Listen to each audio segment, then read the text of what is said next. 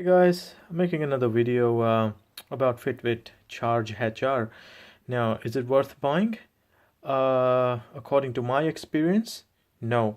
Been using it for about over 2 months now, and it has already got like so many issues that that I'll explain in this video.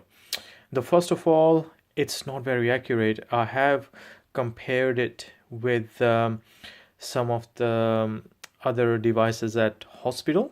I work in nursing, so I've compared the heart rate monitor with the actual hospital machines. This is way off than the accurate measurement. I normally get like my pulse is normally around maybe 68 to 70. This would show around 78, 79. So it's way off in accuracy. Yeah, it sort of gives you an idea, well, where your heartbeat is, but it's not accurate.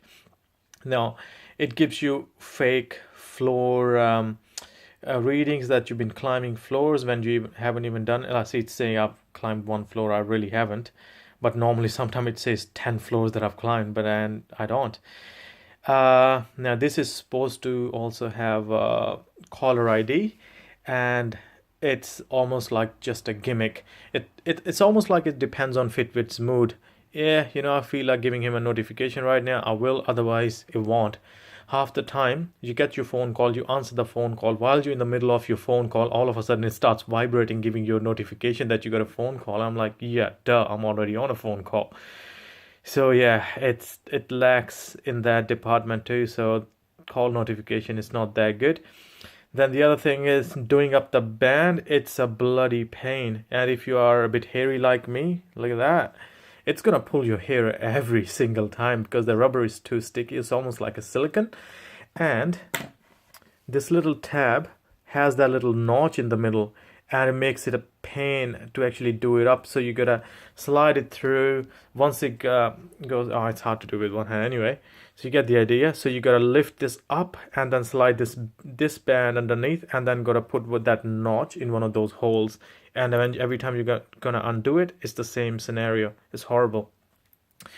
Now, the cherry on the top, the last thing I want to talk about is the band itself. Look at that. It's only been like over 2 months, and the band is already peeling. It's peeling away. It's hard to see here, but look at that. It's peeling up. It's bubbling up, and even here, if you can look here, see how it's bubbling up, and it's gonna do the same thing that's happened here. It's gonna come off. It's off. And I've been trying to get in touch with Fitbit about these issues, and they sort of keep blaming it back on me. So with the connectivity issue, yeah, that's the other thing. Like the syncing, half the time it would sync with your phone, and half the time it won't. Again, it depends on its mood whether it wants to do that or not. And I've been trying to report that to Fitbit, and half the time they just say, "Oh, well, you gotta turn on the all-day sync." Yeah, you can turn on all-day sync. That would mean it's continuously syncing with your phone and draining your battery like anything. And as we've all got smartphones, we know how precious the battery life is. So you obviously don't want to waste all that battery just on your Fitbit. But then, to as a counter argument, when I got it new, it was syncing fine. Every time I opened the app, it would automatically sync. It's almost like a manual sync, but you only really need to sync it when you open up the app. As soon as you open up the app, it would quickly sync, and yeah, that's it. I didn't need an all-day sync, but then it all of a sudden it stopped doing that. So now they're saying I should turn on all-day sync because because reasons, they haven't really given me any explanation.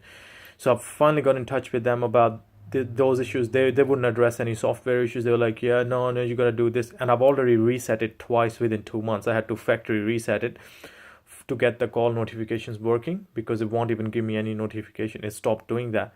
After factory reset, it has given me some notifications, but like I said, it's temperamental. Sometimes it does, sometimes it doesn't. But now when I got in touch with them about this band issue, so look guys, this is bullshit. So like, it's not working properly. On top of that, even the bloody band is peeling off. So what the hell is this?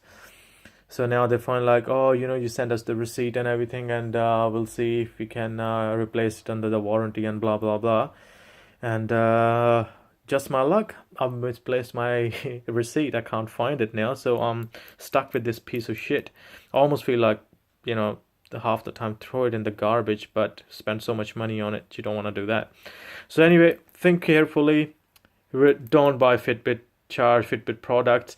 I would actually go and buy the new Samsung, what is it called, Fit Gear or Gear Fit or something, that the second one. It's got way more features than this. And yes, the other thing, a battery life. Fitbit promises up to 5 days battery life. I hardly even get 2.5 days, max 3, not more than that. The battery dies, and you don't get any battery. See, you don't get any battery charge status here, or whatever battery is left. So you basically got to rely on until it dies, or it does send you, sometimes does send you an email that your battery is low. But if you don't have access to email, or you don't really check your emails all the time, yeah, bad luck. You're not gonna know if your battery is dying. So the battery is pretty crap, considering comparing it with the Samsung's battery, because it's got AMOLED touch screen. It's got way more features than this, and it lasts just as long as this. This is all it's got, like this little tiny LED screen, and even that is not lasting bloody 5 days. You would think, what the hell? But Samsung's, it's got much, like, screen the size of this whole tracker, like about this size. Got touch screen, beautiful touch screen. You can do heaps more stuff on that, and much more reliable and a better battery life than this, and probably like maybe what, $20 more expensive than this one. Yeah, so I'll probably just go and buy a Samsung one, because I'm sick of Fitbit.